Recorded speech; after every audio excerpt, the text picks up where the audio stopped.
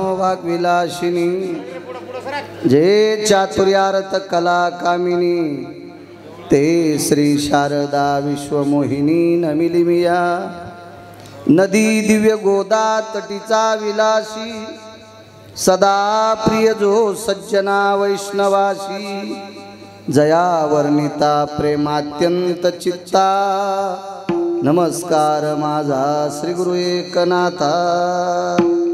याचा आवाज गोड करा, बेस कमी करा, देव तुमचं चांगलं करेल।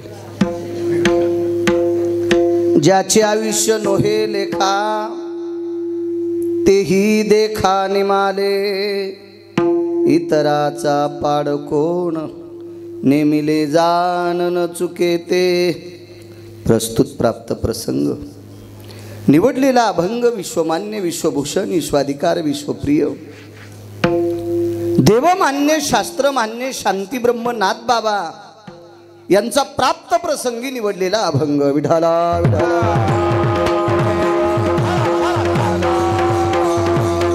ती निवडलेला अभंग पैठणच्या मालकांचा आहे। या अभंगाद्वारे मालक नमूद करतात की ज्याचं आयुष्य आतापर्यंत विधात्याला लिहिता आलं नाही ती माणसं सुद्धा जाऊ शकतात। इतराचा पाड कोण। भागवतराव संख्या कॉम्प्युटरमध्ये बसती भागवत साहेब तितकीच वाचित आहे ती, मोबाईलमध्ये बसती तितकीच वाचित आहे ती। आजही जुन्या ज्या लेखणी येतात त्या भल्या भल्या विद्वानांना वाचता येत नाहीत। फार काही झालं तर एकावर 19 शून्य दिले इथपर्यंत संख्या वाचिता येईल, शंखापर्यंत शंख। तरी शंखू आकडा सांगणारे इथं 90% लोकायला शंखू कळत नसल। मला तर आत्ता कळायले, आत्ता तर खर्व कोणाला कळणार, पर्व कोणाला कळणार, निखर्व कोणाला कळणार। मग कॉम्प्युटरमध्ये जो आकडा बसत नाही, मोबाईल जो आकडा स्वीकारत नाही, असं आयुष्य काही लोकांना होतं। त्याच्यात बकदालभ्य असतील, भ्रुशुंडी असतील, काय काय ते आयुष्याची मर्यादाच नाही, अमर्यादित लोक। पण नाही थांबता आलं त्या लोकांना। इतराचा पाड कोण। मग एवढं आयुष्य ज्यांना आहे त्यांना थांबता येत नाही। आपल्याला आयुष्य किती आहे फक्त 100 सांगितलं। अल्प आयुष्य मानव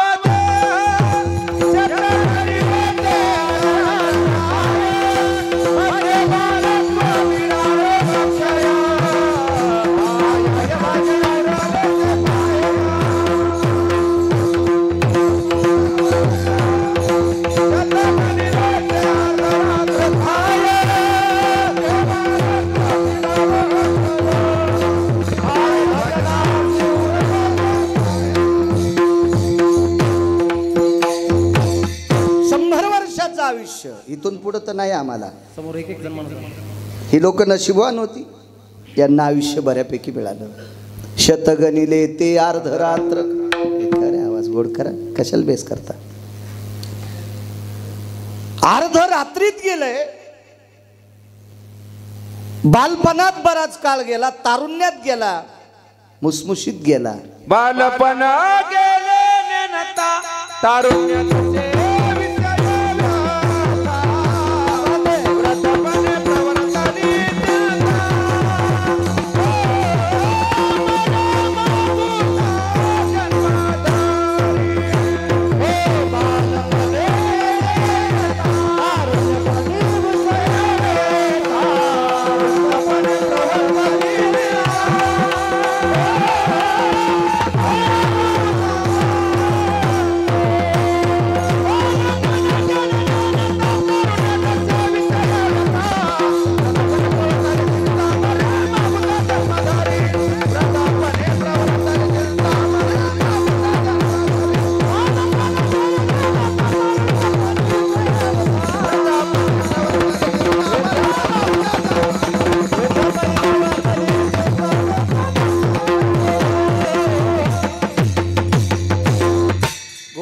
गाव मालकाचा बालपण गेले नेणता. तारुण्य तसे विषय बालपण हे नेमता नेमता सहज कळत कळत नकळत पुढे सरकलं, काही कळत नाही त्याच्यात. आणि तारुण्य पण तर घाणेरडी चित्र पाहण्यातच गेलं.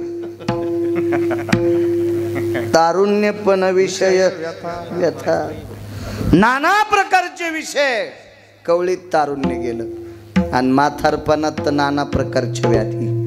आपल्याला मोजून 100 दिले, त्याच्यातलं 20 हाणून टाकला. आता 20चा आकडा हाणून टाकला. 80त काही काहीचा सगळा मेळ बसणार. मग इथं एवढाली आयुष्य ज्यांची होती ती थांबत नाहीत. तुमची आमची काय कथा. वितराचा पाड कोण. हत्ती एका नदीत वाहून गेला.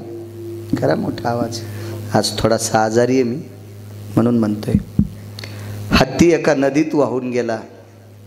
भागवत पाटील मोठा हत्ती होता.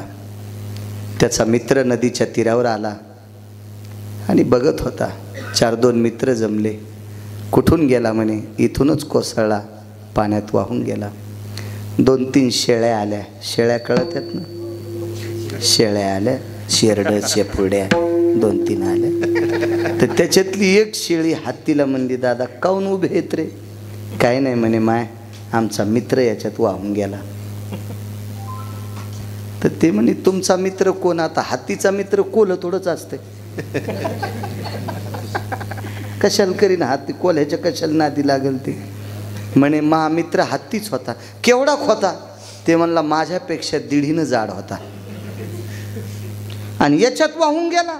हो, मला तर पलीकडे जायचं रे म्हणे, माझे माळपण भिजतील का. शेळी हत्तीला विचारू लागली. हत्तीला आळपण नाही कळायचे जिनच्या पॅन्टीवाल्याला, जुन्या लोकांना कळते. शेळी येल्याच्या नंतर तिच्या सोबत पिले, सोयड्यावर पिलांना दूध पिऊ नये याच्याकरता तिच्या स्तनाला एक बारीकसं चिरगुट बांधित होते. चिलमीला लाईत होते तसं त्याला आळपण म्हणायचे. आळपण. तर ती शेळी हत्तीला म्हणली, दादा मी ह्या पाण्यातून पलीकडे गेल्यावर माझे आळपण भिजतील का. ते म्हणला, बाई हत्तीच्या वजनात 300 शेळ्या बसत्यात. मग 300 शेळ्याच्या वजनाचा हत्ती याच्यात वाहून गेलाय. तू हे आळपण कोण्या कोपऱ्यात दाबायली. बाई येडपट आहेस का काय तू. सांगायचा उद्देश, ज्याच्यात हत्ती वाहून जातोय तिथं शेपुड्यांची काय कथा. जिथं ज्याचं आयुष्य लिहिता येत नाही ते मरू शकतात, तिथं तुमची आमची काय कथा. विठाला विठाला.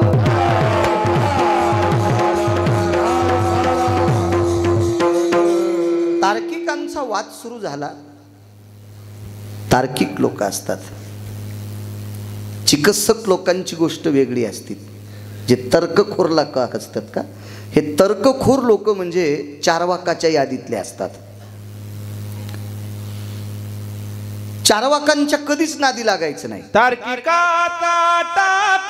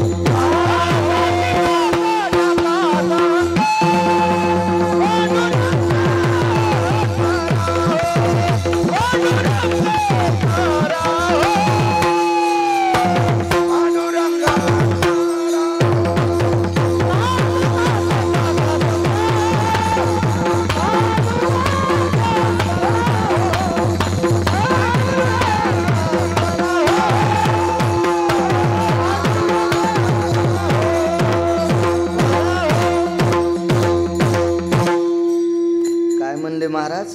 तार्किकाचा टाका संघ पांडुरंग स्मराव. क्या बात.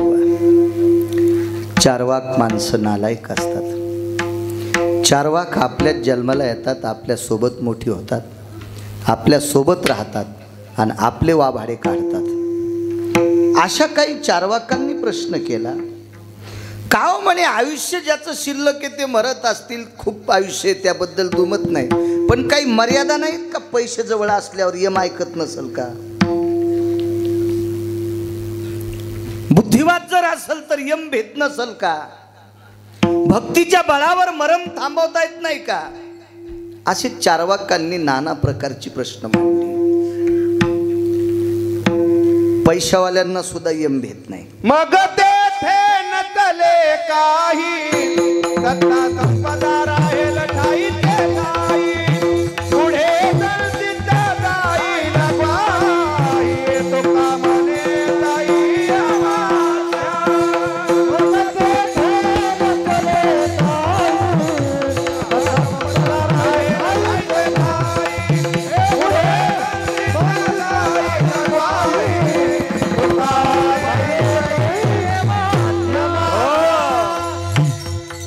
मग तेथे नचले काही, सत्ता संपदा राहील ठाईचे ठाई.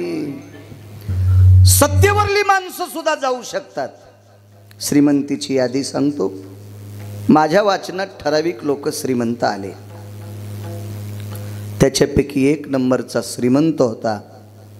त्याचं नाव होतं राजा भरत. भरतासारखा सार्वभौम सुखी राजा पृथ्वीवर जितके देश आहेत एकाही देशात झाला नाही.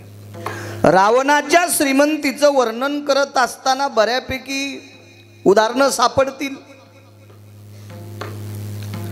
पण अलौकिक श्रीमंती जर कोणाची असेल, पैठणच्या मालकांनी ज्याच्या श्रीमंतीचं विस्तृत वर्णन करावा असा राजा भरत होऊन गेला. जेने दिगमंडल जिंकले, क्या बात है. समुद्रवाला इंकित राज्य केले. जिहं प्राप्तिरस्तु भय व्याप्तियाम नृणानां भयाधिष्ठितम यत्किंचिते स्वबाहु बलेषु पुनर्मिद्यार्ति जायते.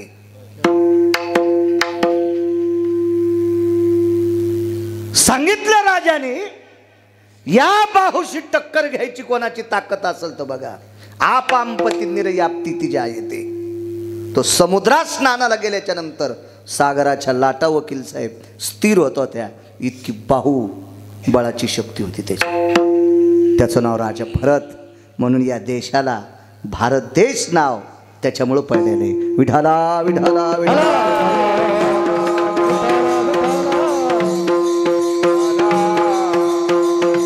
एवढा मोठा भरत राजा. रावण त्याच्या श्रीमंतीला वटकन लावायचं पण लायकीचा नव्हता. वटकन वटकन सांगतो श्रीमंती रावणाची तुम्हाला. रावणाच्या एकीकडचं भिताड 269 किलोमीटर लांबीचं होतं. सगळं सोन्याचं होतं राघोतराव. त्याच्यातला 2 फुटाचा जर कोपरा काढा आणि तालुक्यातल्या बायकाला जर नेकलेस वाटले तर त्याच्या विरोधात आमदारकीला फॉर्म भरायला कोणाची माय येली.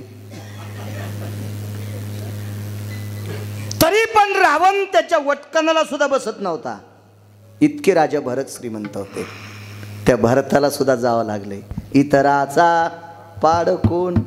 मग एवढ्या श्रीमंताची जर ती कथा असेल तर आपण 400 आणि 200 क्विंटल सोयाबीनवाले कुठं त्याच्या मापाला बसू.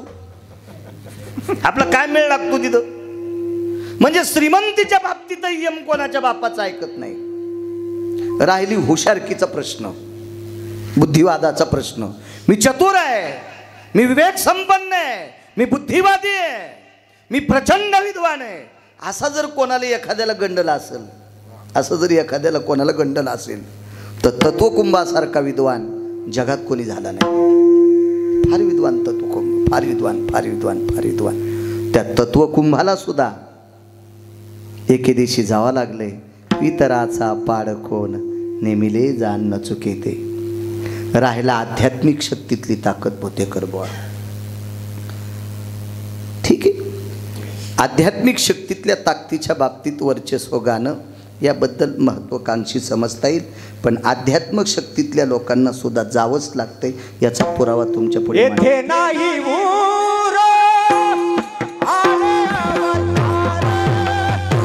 क्या बात है. येथे नाही ऊर आले अवतार.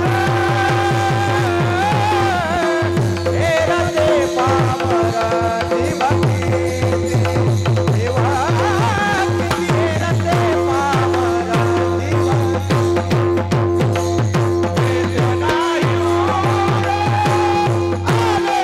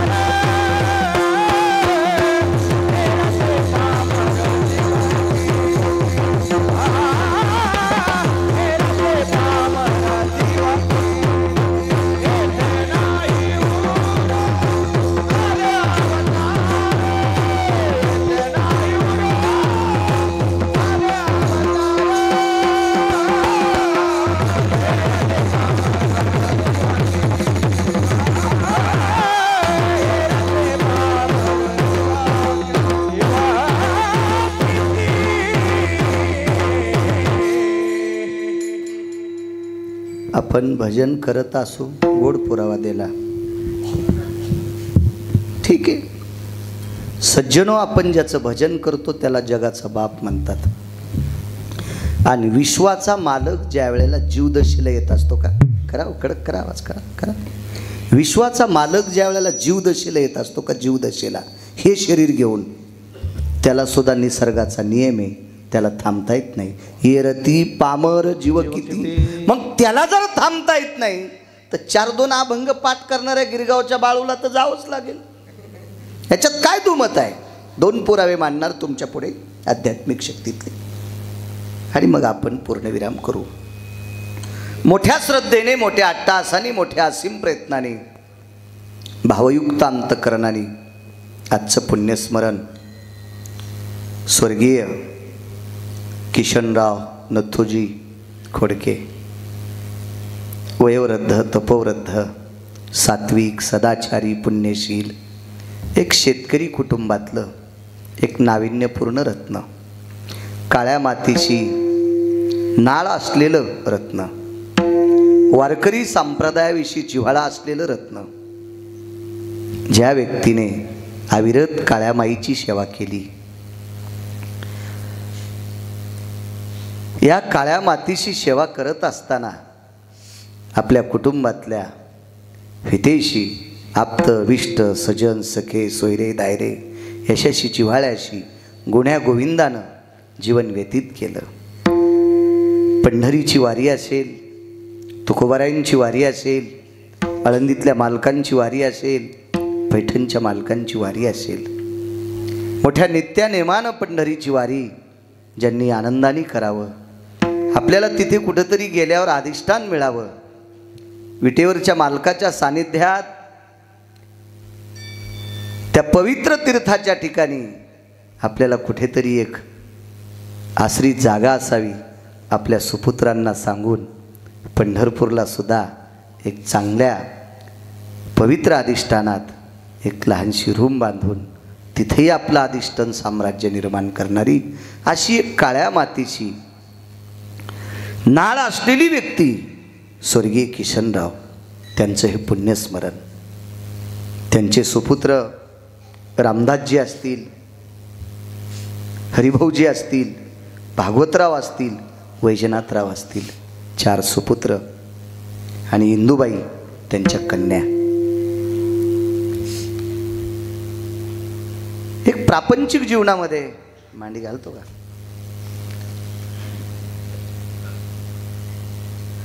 साध्या परिस्थितीत जीवन व्यतीत करणारी माणसं अधिकार स्तरावर पोचत असतात. कल्पना करा, एखाद्या वेळेस महाराष्ट्रभर फिरत असताना आम्ही एवढं फिरतो, कधी आमच्या सुद्धा मनात कल्पना नाही आली पंढरपुरात एखादी जागा घ्यावा. वकील साहेब, मी तुम्ही आमंत्रित केलं याच्याकरता स्तुती करत नाही भागवतराव, मला ते आवडतही नाही.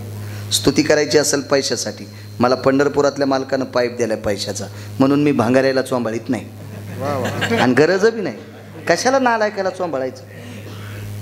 वस्तुस्थितीचं वर्णन करावं, आनंद वाटला, तुमच्या बाबांनी सांगावा, आणि तुम्ही पंढरपुरात एक संस्थानला रूम घ्यावी. त्याचं कारण सांगतो, त्या रूमच्या निमित्तानं राग येऊ देऊ नका. तुमच्या बाबानं घ्यायला लावलेल्या रूमच्या निमित्तानं पुन्हा एकदा माफी मागून सांगतोय, राग येऊ देऊ नका. लाज काज का होत नाही, तुम्हाला एकदा तरी पंढरपूरला जावं लागेल. मी काही तुम्हाला चोंबाळायला आलो नाही.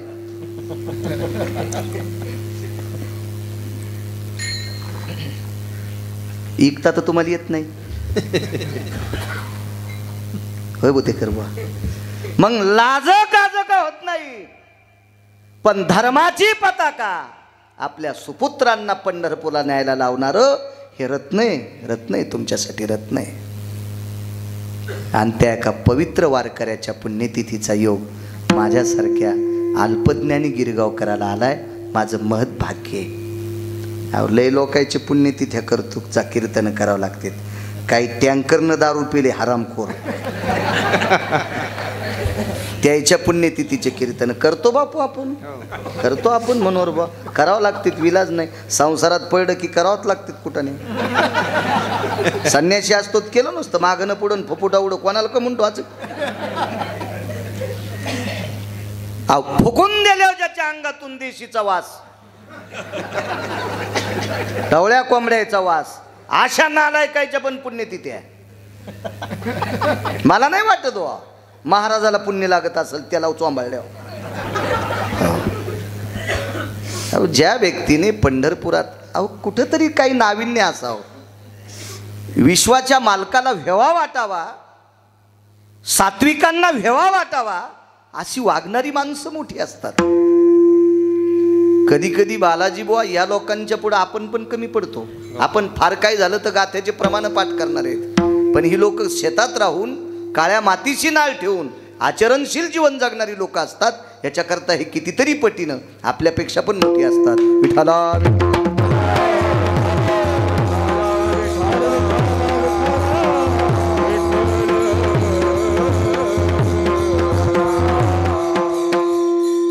स्वर्गीय किशनरावांना गोड असं पितृगयेच्या ठिकाणी अधिष्ठान प्राप्त हो, आणि त्या अधिष्ठानाच्या बळावर, त्या शक्तीवर आपल्या सुपुत्रांना, कन्येंना, परिवारातल्या सर्व लोकांना, शरीरानं जरी ते गेले असतील पण आशीर्वादाच्या रूपानं तुमच्या सानिध्यात ते राहो. आणि तुम्ही ज्या क्षेत्रात चारी पुत्र कन्या आदी करून नातू पंतू काम करत असताल, ते काम करत असताना तुम्हाला गरुडाचं बळ प्राप्त हो, ही पितृलोकांचा आशीर्वाद असतो. वैकुंठवासी वक्ते बाबा म्हणायचे, नागपूर प्रतीतला एक अभंग होता. वक्ते बाबा म्हणायचे, पितरांनी दिलेला आशीर्वाद फार मोठा असतो. तुका माने पितृ आशीर्वाद देते, तुका माने पितृ आशीर्वाद देते, ओ तुका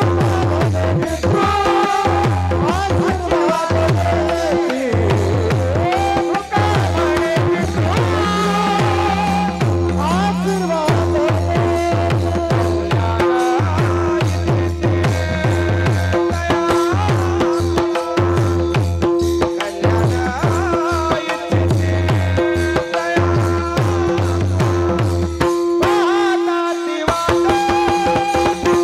आशीर्वाद देते,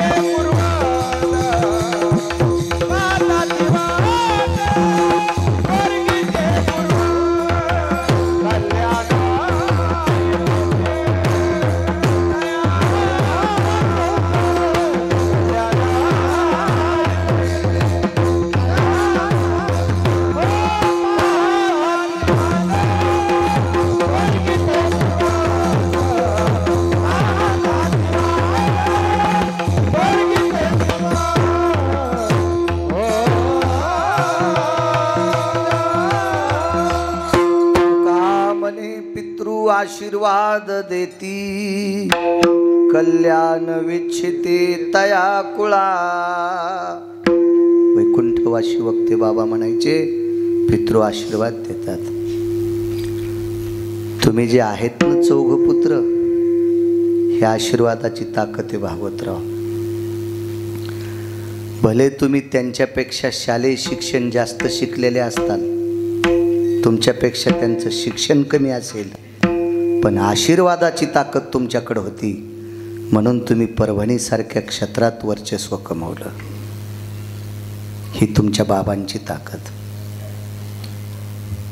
प्रकाशराव तुमचे वडील साधे होते, साधे होते. मी पाहिलं तुमच्या वडिलांना, पण त्या म्हाताऱ्याने जाता जाता आशीर्वादाची थाप तुमच्या पाठीवर टाकली.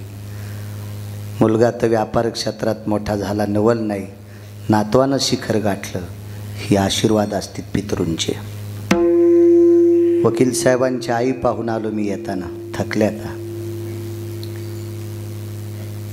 गिरगावच्या बाळूने 250 ग्रंथ वाचिले. वैकुंठवासी या प्रांताला लाभलेलं रत्न, वारकरी संप्रदायातले आधार्यू सद्गुरू माधव बाबा मनोहर महाराज महाराष्ट्राचं बिंब होते. ते बिंब पुराणातले आणि ज्या वेळेला माधव बाबांच्या काही मला ओह्या एका चांगल्या माणसाकडनं लिखाण सापडलं, त्यावेळेसपासून लक्षात घेतलं बाळू पुराण पाय, आणि तुकोबाराय पुराणाला मानित होते. पाहावे पुराणी विचारोनी. मी एवढा फिरतोय, वाचनाची ताकद नाही वकील साहेब. तुम्ही सरकारी वकील म्हणून गाजता, शिवाय गळ्यात तुमच्या तुळशीची माळ आहे. याची ताकद सांगतो.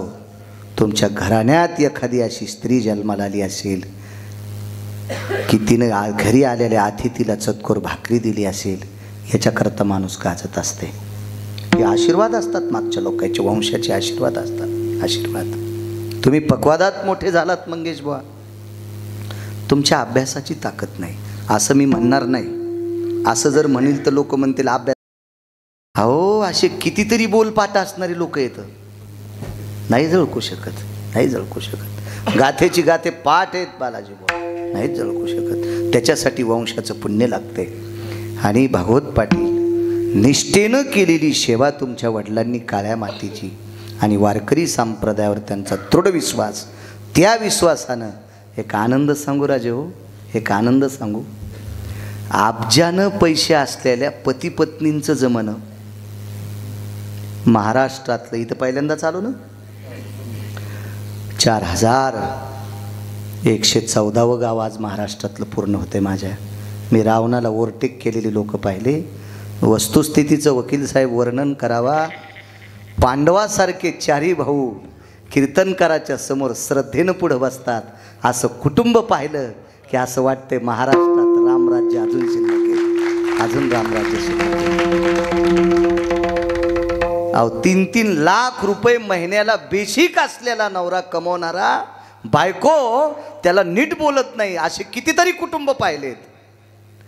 पण 4 भाऊ पहाडासारखे असताना आपल्या वडिलांच्या पुण्यतिथीच्या दिवशी एक कीर्तनकार घरी यावा, 4 वारकरी यावा, आणि वारकऱ्याच्या सानिध्यात 4ही भावांनी स्तंभासारखं बसावा.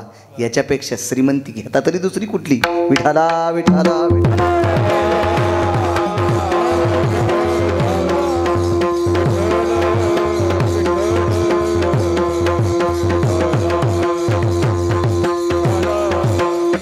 ही सगळी श्रीमंती मिळत असेल तर वक्ते बाबांच्या वाणीनुसार पितृ आशीर्वाद देती.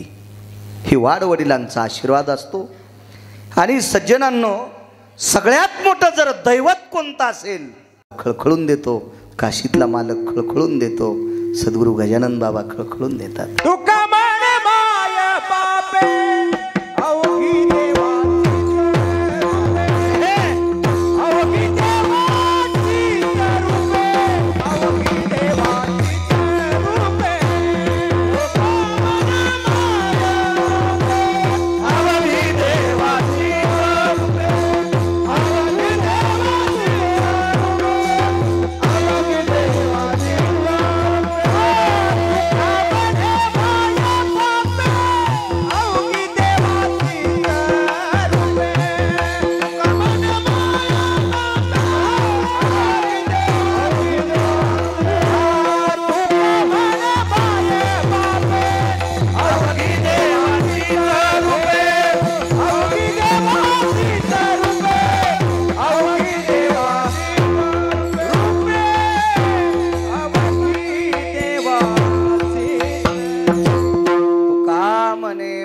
बापे अवघी देवाचीच रूपे.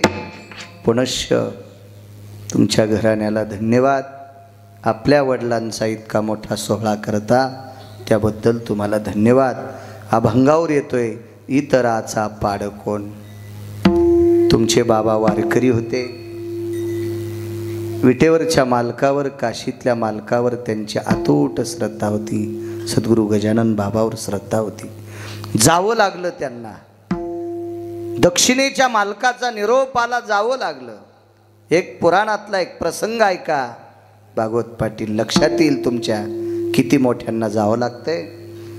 कृतात्रेता युगात भगवान प्रभू रामचंद्राचं आणि लंकेच्या राजाचं युद्ध सुरू झालं.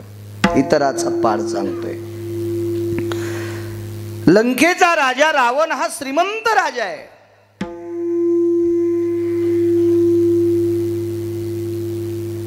गडगंज श्रीमंती आहे त्याची, बुद्धिवादी सुद्धा आहे. रावणाचा बुद्धिवाद तपासण्यासाठी ब्रह्मदेवाकडे तराजू नव्हतं, इतका रावण विद्वान होता. मग एवढा विद्वान असताना गिरगावचा बाळू रावणाला का मानत नाही, याचं एकमेव कारण आहे, वारकरी संप्रदायाने रावण बेदखल केला. कारण या संप्रदायामध्ये अभ्यास कमी असला तरी चालेल, पण स्वतःची पत्नी सोडून जगात जी स्त्री दिसल तिला माय आणि बहीण म्हणत असेल तो जगातला एक नंबरचा महाराज. या संप्रदायात अभ्यास फार असेल आणि नीतिभ्रष्ट असेल त्या हरामखोराला किंमत नाही. विठाला विठाला.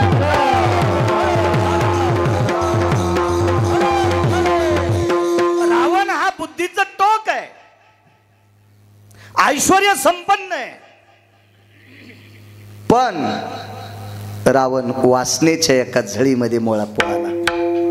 एका पवित्र स्त्रीकडे पाहत असताना रावणाच्या अंतःकरणातला डब्बा फुटला, म्हणून वारकरी संप्रदायानं रावण बेदखल करून टाकला. नाही तर रावण ही शक्ती. असे लाखो जरी वक्ते रावण लिहित राहिले तरी रावण लिहिल्या जात नाही, इतका मोठा रावण होता. फक्त तितक्याच गोष्टीनं रावण बेदखल झाला आणि त्याच्यासोबत प्रभू रामचंद्राचं युद्ध चालू आहे. युद्ध, इतराचा पाडकोणा. बघा मोठे किती जातात. मग आपली काय कथा, इतराचा पाडकोण. काय आपली कथा याच्यावर सांगतोय. युद्ध चालू असताना युद्धाची रचना झाली. प्रभू रामचंद्राच्या पक्षात सेनापतीपद कोणाला द्यावं, अंगदाला दिलं. अंगदाला दिलं. अंगदाला, एका शूर माणसाचा पुत्र अंगद, त्याला सेनापतीपद देऊन टाकलं. आणि प्रभू रामचंद्राच्या पक्षात धर्माची ध्वज धरण्याचं काम गंधमादन नावाच्या वानराला दिलं. त्याचं नाव होतं गंधमादन नावाचं वानर. काय वानर होतं ते चपळ.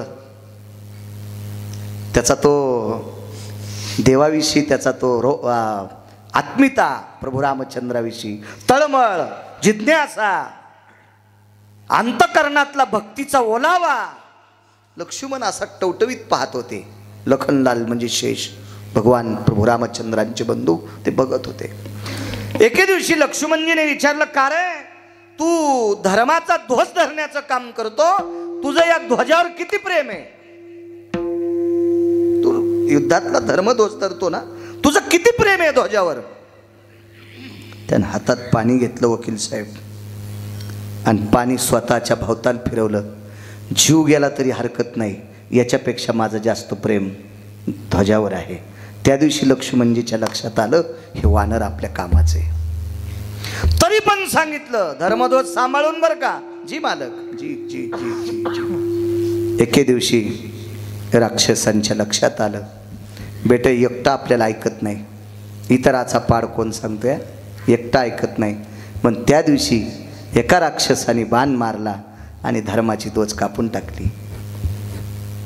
जिथपर्यंत ती पताका होती तिथपर्यंत ती पताका उडवली आणि तेवढंच ते लाकूड, तो येळू, ती काठी तेवढीच त्याच्या कमरेला अडकलेली राहिली. आणि ते युद्धात नाचण्यामध्ये तल्लीन होतं. त्याला असं वाटत होतं आपला ध्वज फडकायला.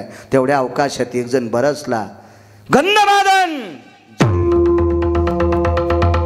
ध्वज गेली रे बाबा. पाहिलं वर हे तर ध्वज नव्हती. करावं काय. अंतःकरण व्याकुळ झालं आणि तो गंधमादन धावत सुग्रीवाकडे धावला. सुग्रीव हा किष्किंधेचा राजा आहे. भारदस्त कपडे अंगावर होती, त्याच्या कमरेला पांढरा शुभ्र शेला होता आणि सुग्रीवाच्या कमरेचा शेला गंधमादनाने अलगत असा ओढला. ते उपरनं हातात घेतलं. धर्मदंडाची अर्धी काठी शिल्लक होती, ती अर्धी काठी उजवीकडच्या बरगाडीत टोचली, तिला छिद्र केलं. त्या छिद्रातून रक्त बाहेर येत होतं. पांढरं शुभ्र उपरनं त्या रक्ताने माखवलं, लालबुंद उपरनं केलं, काठीला बांधलं आणि लक्ष्मणजीला सांगितलं, मालक बघा धर्माची ध्वज. स्वतःच्या रक्ताचा झेंडा केला. त्यावेळेला जगाच्या बापाचा भाऊ रडत होता, पंढरपुरातल्या मालकाचे बंधू रडत होते. काय याचं आपल्यावर प्रेम आहे, किती प्रेम आहे. हे प्रेम, ही देवावरची श्रद्धा, ही निष्ठा रावणाच्या भावाच्या लक्षात आली. त्यानं विचार केला, बेटा एकटं संपत नाही, राम काय संपल. डॉक्टर साहेब, काय राम संपल, काय राम संपेल, काय राम संपेल. म्हणून कुंभकर्णाने ज्या बाजूने गंधमादन आहे त्या बाजूची राक्षस गिळायला सुरुवात केली, ओढायला सुरुवात केली, ओढायला सुरुवात केली. कुंभकर्णाचा सारथी हुशार होता. त्यांनी बऱ्याच वेळेस कुंभकर्णाला सांगितलं होतं, तुम्ही तुमच्या दादाला सांगा बरं, ऐका, तुमच्या दादाला सांगा. बऱ्यापैकी मोठ्या लोकांच्या सानिध्यातले बारके लोक हुशार असतात, कधी कधी मोठेच बी नाकली असतात. हो. मोठ्याच्या आकली कधी कधी नदीला गाण टोलेले असतात, पण ते सारथ्याचं कुठं ऐकत, ते नाही ऐकलं. ही राक्षस गिळली, वानर गिळली, चुकून बोललो, वानर गिळली. आणि मध्ये वानर गेल्याच्या नंतर वानर गयावया करू लागली, मला इतराचा पाड कोण. एखादा म्हणत असेल, मला इतके अभंग पाठ होते आमच्या आजोबाला, ते कस काय गेले. आमची आजी ज्ञानेश्वरी पाठ होती, ती कस काय गेली. तुम्ही म्हणत असताल आमचे बाबा वारकरी होते, कस काय गेले. याचा पुरावा तुमच्या पुढे मांडायचा आहे मला, की हे ऐकल्यावर तुम्हाला निमूटपणे मान्य करावं लागेल आपले बाबा गेले, हे विस्तृत आहे. मध्ये राक्षस ती वानर ज्या वेळेला गयावया करत होती त्यावेळेला गंधमादनानं सांगितलं, अरे काय वेडपट सारखं करता, का गयावया करता रे. अरे मरायचा कोण म्हणतंय, कोणाची मायवेली तुम्हाला मारायला, दामधारक आहेत तुम्ही, खरा भजन. आणि राक्षसाच्या पोटात भजन केलं. प्रकाशाचं सूत्र कानातून पडलं आणि गंधमादनानं सांगितलं, ना उड्या, पटपट पटपट पटपट पटपट सगळ्यानं उड्या आणल्या. सगळी वानर बाहेर आली, एकटं पोटात राहिलं. कुंभकर्णाने विचार केला, याला नाही जगू द्यायचं. कानाला हात लावला, अडकलं कानात आणि हातात धरलं. डॉक्टर ठाकरे साहेब, ते वानर ज्या वेळेला असं हातात धरलं त्यावेळेला त्याचा सुगंध येत होता, सुगंध येत होता. गंध या शब्दाचा अर्थ सुगंध. भ्रमर कोण्या विषयात गेला, गंध विषयात गेला. ज्याच्या अंगाच्या तनूचा गंध येत होता, ज्याच्या तनूचा गंध येत होता, सुगंध. तनुयाम गंधे सुगंधेषु इति नाम गंधमादना. काय पुराण गोड आहे, म्हणून त्याचं नाव गंधमादन ठेवलंय. दाबला असं त्वचेतल्या पाण्याचे थेंब बाहेर आले. जेवढी जेवढी त्वचेतले रक्ताचे थेंब बाहेर आलते तितक्या थेंबातून राम राम ध्वनी निघत होता, राम राम ध्वनी निघत होता, राम राम. कुंभकर्णाने सांगितलं, अरे नाव काय, म्हणे गंधमादन. एकदा रावण म्हणतो का, एकदा रावण म्हणतो का. ते म्हणला, अख्खं गाव सोन्याचं जरी दिलं तर तू ज्याचं नाव घ्यायला ते घेत नाही, पण रावण म्हणला असं म्हणतच नाही.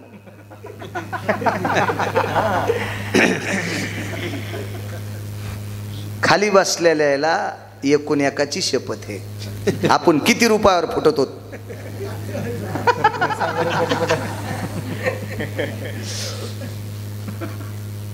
आपल्यापेक्षा पाला खाणार वानर किती श्रेष्ठ होते. अख्खी लंका जरी दिली प्रकाशराव अंकल, तर तू ज्याचं नाव घ्यायला त्याचं नाव घेणार नाही.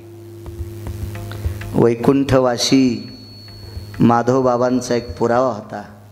माधव बाबा म्हणायचे, गंधमादन म्हणला, त्वमाम लघुशंके भयस्थितो यत्लंकेशा भयम व्याप्तेशी दिशा त्यादेशु. मी जर लघवी करीत असेल रावण पुढे आला तर त्याच्याकडे तोंड करून लघवी पण करणार नाही, इकडं करीन. तू कमने क्षणा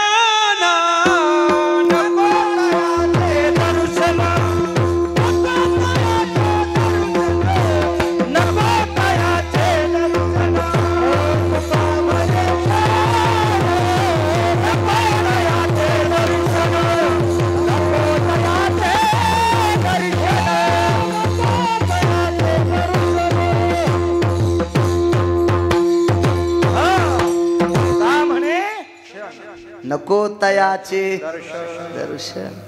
हलकटाचं दर्शन नाही घेतलं पाहिजे. तुम्हाला एक सांगू का, भागवत पाटील येडे माणसं परवडे. वकील साहेब परवडे, तुम्हाला चांगलं माहिती आहे. पण कपटी माणसं वकिलाला पण नाही परवडे. हा, कपटी कुठंच परवडत नसतात. हा, तुम्हाला एक सांगू का, साप परवडा थोत्रातच इश आहे त्याच्या, इंचू परवडा शेपटीतच इश आहे त्याच्या, पण कपट्याच्या साऱ्या अंगात विष असते.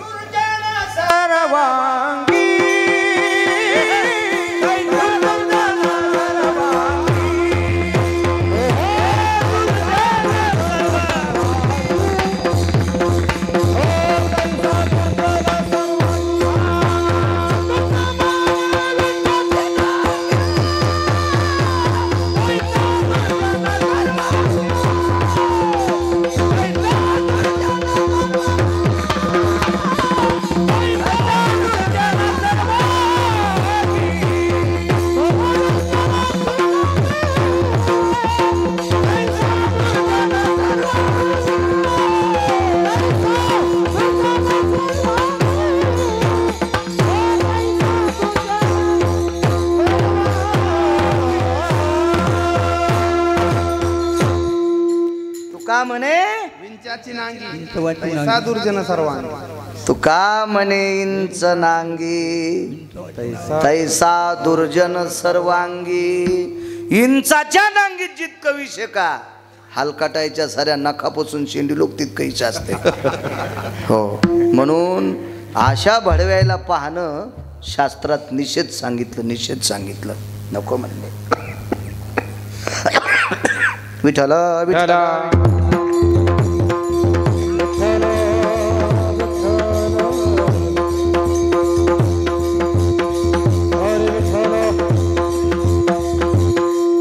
राग आला, दाबला गंधमादन,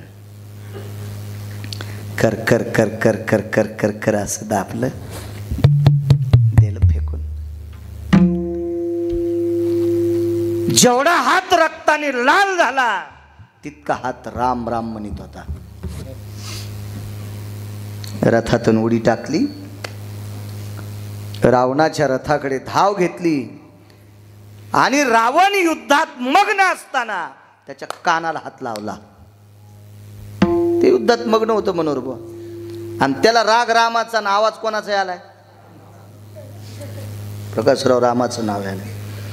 चढेल दिवशी खटको काढ, हात तोडणार भावाचा.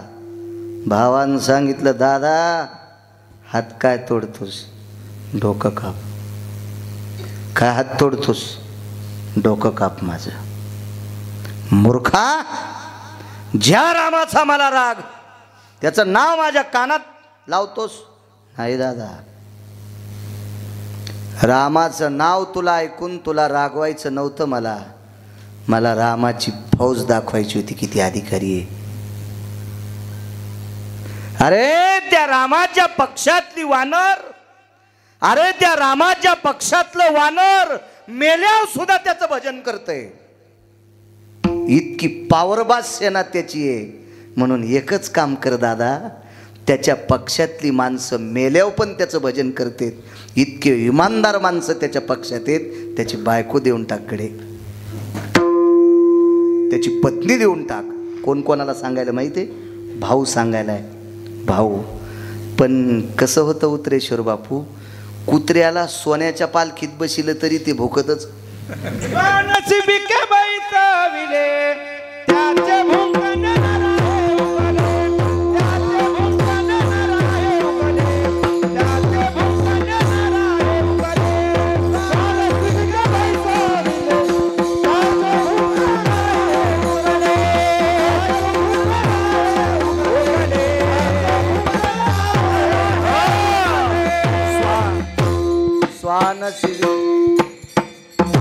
चपकन उतार घेत जा.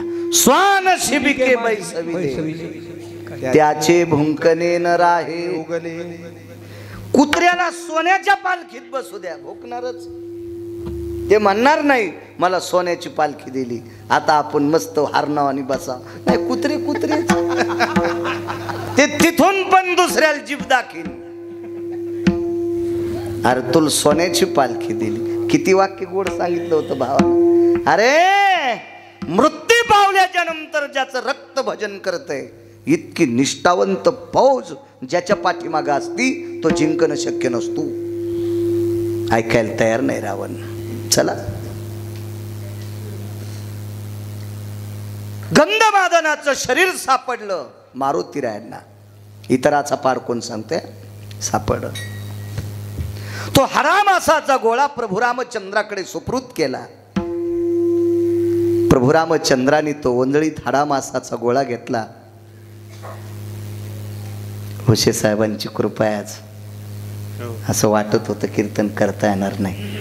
येताना दोनदा चूर्ण दिलं तर वकील साहेबांनी. आज सकाळी नळी उपसून आलो, पण 22 वर्षातला नियम आहे, कोणाची तारीख नाही टाळली. याच्याकरता आपल्याला तो कलंक लागू द्यायचा नाही म्हणून आलो. विठाला विठाला विठाला.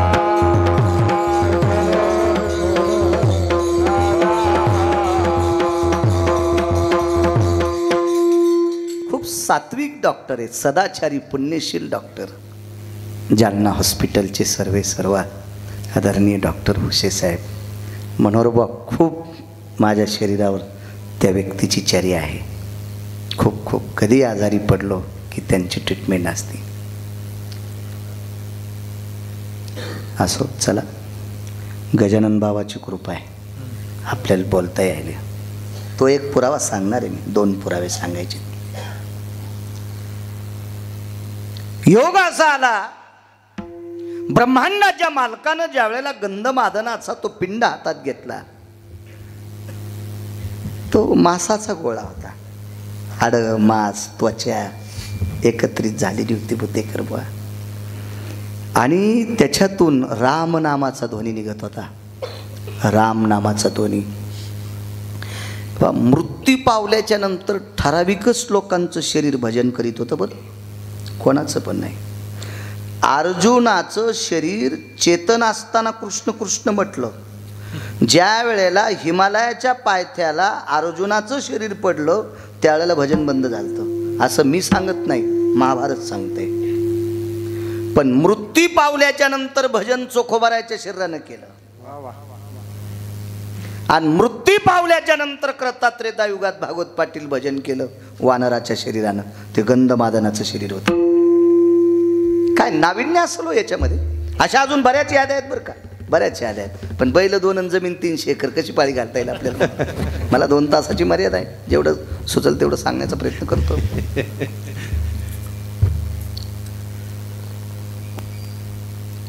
मृत्यू पावल्याच्या नंतर जर आपलं भजन करीत असेल, काय वाटत असेल देवाला? त्याचं हृदय उमाळून आलं, हृदय उमाळून आलं. गंगा यमुना वाहतो त्या डोळ्यातून. आणि देवानं डोळ्यातल्या पाण्याने गंधमादन धुतला. विभीषणाला आवाज दिला, राजा. विभीषण नाही म्हटले. प्रभू रामचंद्र विभीषणाला रावण जिवंत आहे तोपर्यंत विभीषण म्हटले नाही. रावण मेल्यावर विभीषण म्हणले. रावण मेल्यावर. कारण विभीषणाला राजे म्हणत होते प्रभू रामचंद्र. कारण भावाला सोडून ज्या वेळेला विभीषण प्रभू रामचंद्राच्या पक्षात गेले, त्यावेळेला विभीषणाचे कानं बांधणारे हरामखोर बरेच होते. ते म्हणले, तू रामाकडे गेलाच कशाला? तुला राम काय देणार आहे? म्हणून नालायकानं सांगितलेल्या गोष्टीनं विभीषण फुटीरवादी होऊ नये याच्याकरता प्रभू रामचंद्र त्याला जाग्यावर सावध करीत होते. त्याला राजे म्हणायचे. राजे तितक्या शब्दात त्याला ताकद होती. हा बाप पंढरपुरातला पुरुषार्थी आहे, मला राजा करणार आहे की दिवशी, म्हणून राजे म्हणायचे. राजे फार दस्तवाणी असती मोठ्या लोकांची. राजे जी प्रभू जी जी जी. समाधी दिली गंधमादनाला, समाधी दिली. उदयिक स्नान केलं. त्या स्नानाला सचेल स्नान म्हणतात. 16 प्रकारचे स्नान सांगितले. पण सचेल स्नान राखेला गेल्यावर आणि मौतीला गेल्यावर जे घरी येऊन स्नान करतो, आपला बूट चप्पल आपण धुवून पालथी घालायची, आपलं बकीट आपण पालथं घालायचं, तांब्या पालथा घालायचा, आणि ओले कपडे पिळून बाहेर यायचं. या स्नानाला सचेल स्नान पुराणामध्ये म्हणतात. असं स्नान केलं आणि मग सांगितलं, राजे, लंकेचे राजे रावण गेल्याच्या नंतर लंकेचे राजे तुम्ही आहेत. एक भीक मागतोय, माझ्या वारकऱ्याची समाधी सोन्याची करा. पृथ्वीवर जितके देश आहेत ना, जितके देश बालाजीवा, वारकऱ्याची जर पहिली समाधी सोन्याची कोणी केली असेल तर ती त्रेतायुगात झाली. करता त्रेतायुगात ती गंधमादनाची पहिली समाधी सोन्याची. रावण मारला. प्रभू रामचंद्र कामग नावाच्या विमानात बसून चाललेत. चलता चलता पुन्हा एक सांगतो, कारण शेंद्राचं भरलेलं बोट कोणाच्या भीतीला पुसण्यापेक्षा बाजूच्या दगडाला पुसलं तर त्याला बी देव पण येतात.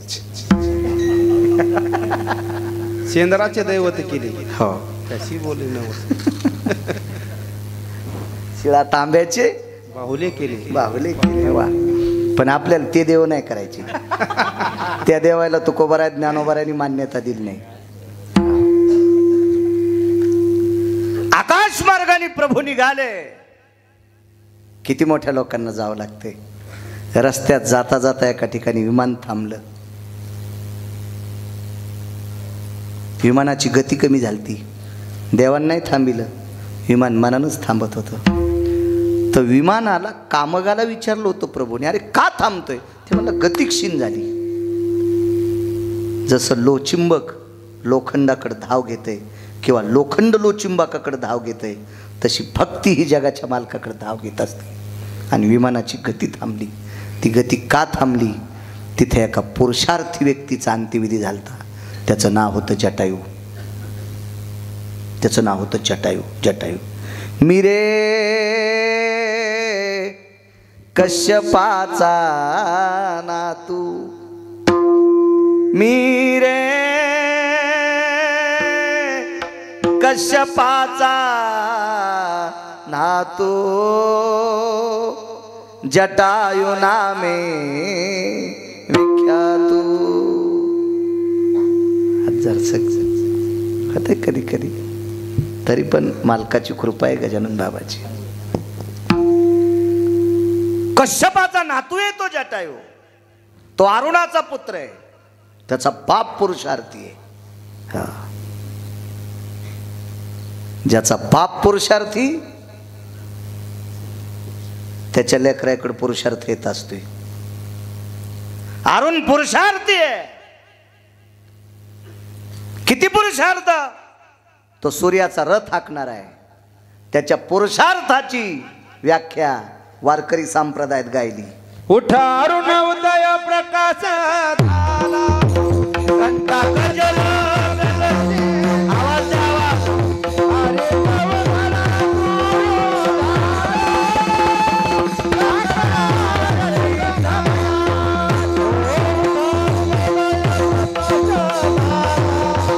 घंटा गजर गजते.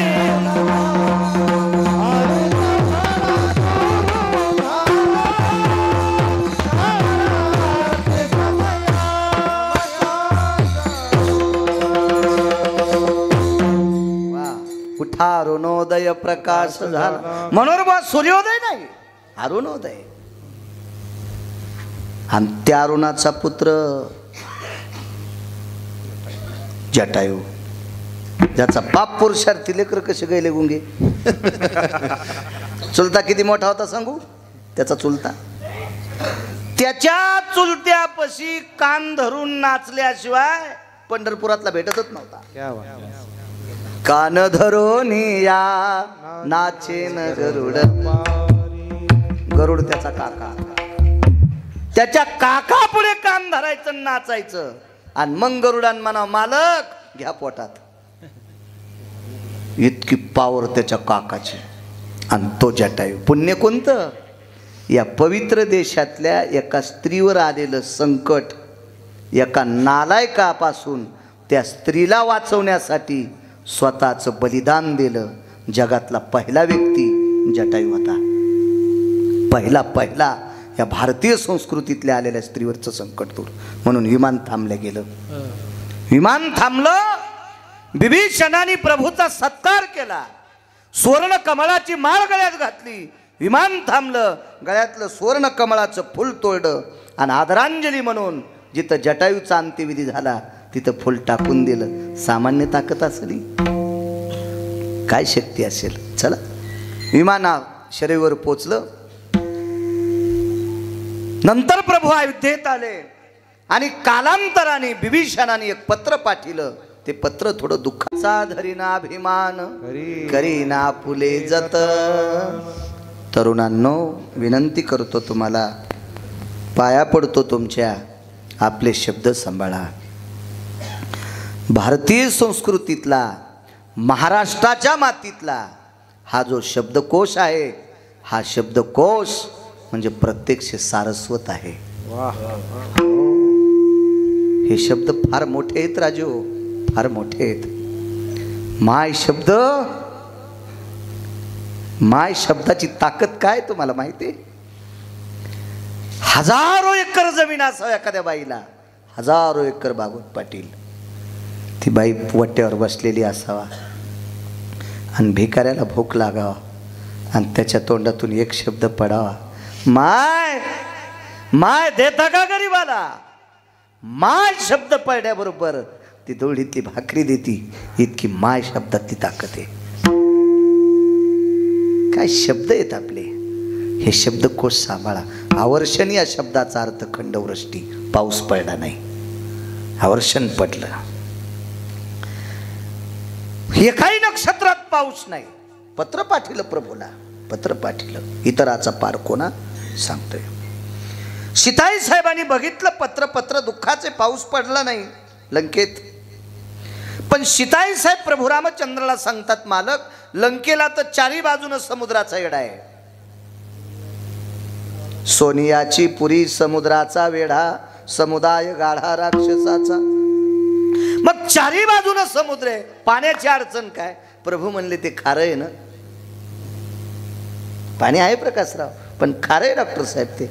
आणि प्यायचं पाणी पर्जन्याचं आहे आणि पाऊस पडत नाही ना, अडचण ती आहे ना. मग सीताई साहेबांना सांगितलं, प्रभू अशी ताकद नाही का विभीषणाकडे पाऊस पाडायची? विभीषण सामान्य व्यक्ती नव्हता बरं का. विभीषणाला माझ्या अष्टादश मालकांपैकी एका मालकाने मूर्ख उपमा दिली. मूर्ख उपमा दिली ती, पण आपण नाही द्यायची बरं. आपली पात्रता नाही. का पात्रता नाही? विभीषणाच्या तळपायाला चिटकलेल्या कणाच्या बरोबरी करू शकत नाहीत. इतका विभीषण भजनात मोठा होता. विभीषणानं स्वतःचं घर मारुतीरायनं पेटून दिल्यावर जळू दिलं नव्हतं. कशाची ताकद? तुका म्हणे अग्नी झालासे चितळ, तुका म्हणे अग्नी झालासे चितळ, प्रतापे सभा रामाची, प्रतापे सभा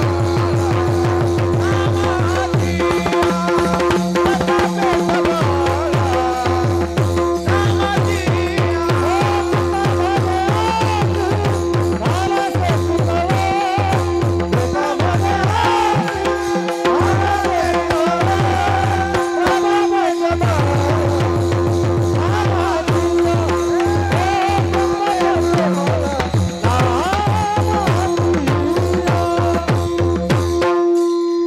तुका म्हणे अग्नी झालासे शीतळ आणि प्रतापे सबळ नामाची. या नामाच्या भक्तीच्या बळावर, भजनाच्या बळावर घर तांबिलं जळताना. साधा भजन आहे का तो?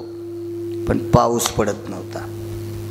प्रभू रामचंद्राने पत्र घेऊन येणाऱ्या राक्षसाला विचारलं, भागवतराव का रे म्हणे, मागच्या या 7-8 महिन्यात तुमच्या इथं काही उत्सव झाला का? हे उत्सव आहे आजचा.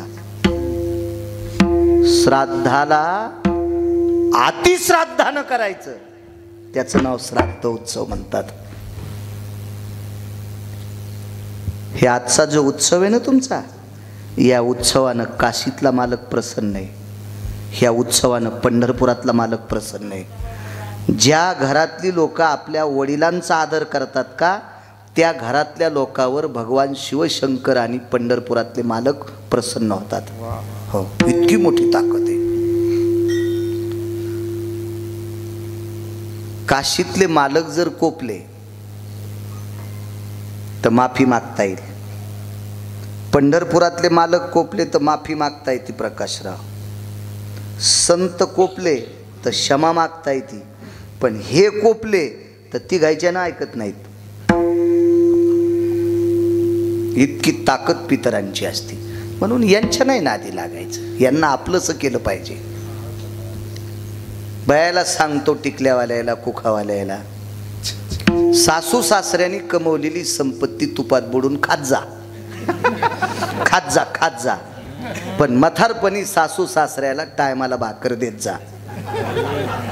सासू सासऱ्याची हिसकून घेऊन जर सासू सासऱ्याला देत नसाल, अशी एखादी सून असल तर तिच्या झोपीत छत अंगावर पडन. तिला घरात सगळं ठोकून द्यावं लागन त्या चुड्यालनीला, घरात सगळं, तिची मातीच घरात. तितकं पाप जगात दुसरं कुठलं सांगलं नाही. काय करताना रागालात मोह कीर्तन घेणार नाहीत, नका घेऊ. तुम्हाला 30 गाव पाठ्याल 36 गाव, काय गरज नाही. मी हे अद्याप नाही, काय गरज नाही. माझं कसं दाखवायचं ते ठरलेलं आहे पंढरपुरातल्या मालकानं. तुम्ही काय ठरविणार आहेत? तरुणांना सांगतो, जो मुलगा वडिलाचं आईचं दिवसात एकदा दर्शन घेतो का, त्याला भारतातल्या कोण्याही जित्या महाराजाच्या पाया पडायची गरज नाही. कोणीच नाही, कोणीच नाही, कोणीच नाही. आणि सगळ्या महाराजांच्या पडत असन आणि मायबापाच्या पडत नसल, आणि तो महाराज जर त्याला पाया पडून घेत असेल तर तो महाराजच त्याच्या पापानं जाळणार. त्या महाराजाची वाट लागणार. हो, हो, वाट लागणार, वाट लागणार, त्याची वाट लागणार. इतकं पाप सांगितलं शास्त्रामध्ये. मायबापासारखं दैवत नाही, घरातल्या ज्येष्ठ लोकांसारखं दैवत नाही. काही पुराणं इचकायचं काम नाही. तुम्हाला एक सांगू का, जो रक्ताच्या नात्यात चांगलं राहू शकत नाही तो तुमचं काय भलं करणार आहे? क्या बात. माझे वडील 90ला गेले, माझी आई आहे. जर मी आईला मानित नसेल तर भागवत पाटील तुमचं कल्याण करील असं गिरगावकराकडून अपेक्षा कशी करता? जो माईचा होऊ शकत नाही डॉक्टर साहेब तो तुमचा होऊ शकतोय, जो बापाचा होऊ शकत नाही तो तुमचा होऊ शकतो. बुतेकर हे नाही होऊ शकत. सगळ्यात मोठी ताकद आहे मायबापांची. असो, काय सांगू लागलो? पत्र आलं. पत्र आलं, पत्र आलं. काही उत्सव झाला का रे हेच विचारलं होतं ना? नाही म्हणले. ह्या 7-8 महिन्यात आमच्याकडे काही उत्सव झाला नाही. पत्राच्या पाठीमागं लिहिलं, माननीय आदरणीय सन्माननीय लंकेश राजा बिभीषण, मी येत असताना एका वारकऱ्याचं श्राद्ध करत जा असं तुम्हाला सांगून आलतो. तुम्ही श्राद्ध केलं नाही, याच्याकरता पाऊस बंद पडलाय. पत्र घरी पोचलं. बिभीषण धर्मपत्नीकडे गेले. बिभीषणाच्या पत्नीचं नाव सांगता येईल काय होतं? तर किती रामायण ऐकले या भागात तुम्ही? असू द्या. मुलीचं नाव सांगता येईल बिभीषणाच्या? विढाला विढाला विढाला.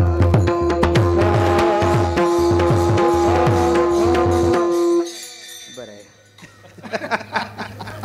खरं असे तुम्ही चोर पंक्चर आहेत.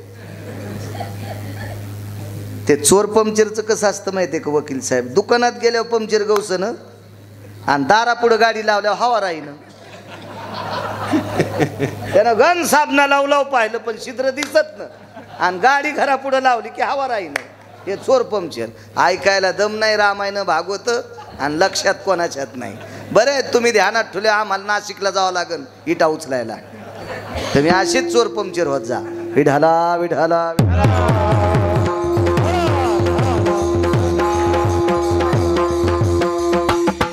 धर्मपत्नीला पाचारलं. लक्ष्मी जी, त्रिजटे जी, मुलगी होती त्रिजटा. शर्मा, कोणाचं नाव होतं शर्मा? रावणात चुलतीच. हे त्रिजटे जी, गंगोदकं भयस्थितानां पंचगव्याति यालाक्षं माल्याधिनी पुष्पाधिनी एत जवतिलादि अक्षदायां रक्तपुष्पास्थितो रक्तचंदनास्थितो सव्या यज्ञोपवितास्थित जायते. ही सगळी सामुग्री काढ. मध आण, साखर आण, दूध आण, दही आण, तूप आण, तीळ आण, जवान, लाल रंगाची फुलं घे. ही सगळी घेतली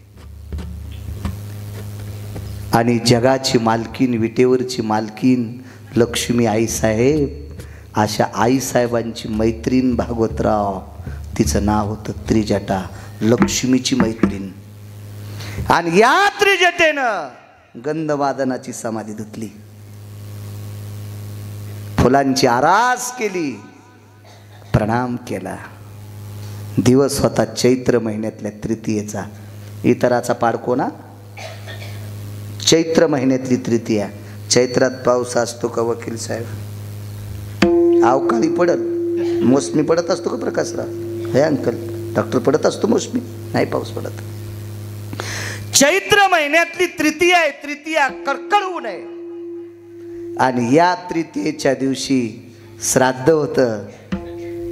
पूजा केली त्या दिवशी. श्राद्ध कधीच होऊन गेलं, पण त्या दिवशी पूजा केली.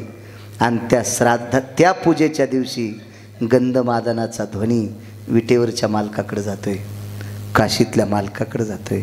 देवा देवा, तुला निसर्ग बदलता येतो ना रे देवा. आवाज करा ना, कडक गोड करा. तुला निसर्ग बदलता येतो ना. असा नुसता आदळायला तो गोड द्या. तुला निसर्ग बदलता येतो ना रे देवा. देवा, तू तुझ्या जन्माच्या वेळेला सूर्य थांबवला रे. पळभरी होय स्थिर माध्यानासी दिनकर, पळभरी होय स्थिर. हे देवा, अरे तुला जन्माला यायचं त्यावेळेला तू सूर्य थांबू शकतो. द्वापारी घटित घडिले बिंबतयाचे पार्शले. जयद्रथ नावाचा व्यक्ती मारायचा म्हणून 3:30 वाजता सूर्य मावळला. हे तूच मावळला होता ना रे. सुदर्शन लावलं आणि 3:30 वाजता दिवस माळविला. तुला निसर्ग बदलता येतो ना देवा. मग देवा, अरे ज्या राज्यामध्ये वारकऱ्याचा समाधी उत्सव करतात, ज्या राज्यामध्ये वारकऱ्याची पुण्यतिथी करतात, त्या राज्यात पाऊस का पडत नाही रे देवा? असं गंधमादन नावाचं वारकरी पंढरपुरातल्या मालकाला आणि काशीतल्या मालकाला विचारित होतं, तरी पाऊस पडत नव्हता. आता उत्तर का पुढं काय विचारलं पहा देवाला. देवा, अरे ऐक देवा, ऐक देवा, ऐक देवा, ऐक. स्वार्थापोटी भजन करणारी सुद्धा चुकी आहेत. त्याच्यात आपण आलोत, आपण आलोत. पण मी निस्वार्थ भजन केलंय. गंधमादन म्हणतोय, मरेपर्यंत, मेल्यावर सुद्धा जोपर्यंत माझं रक्त वलय, माझं मांस वलय, वाळेपर्यंत भजन केलं.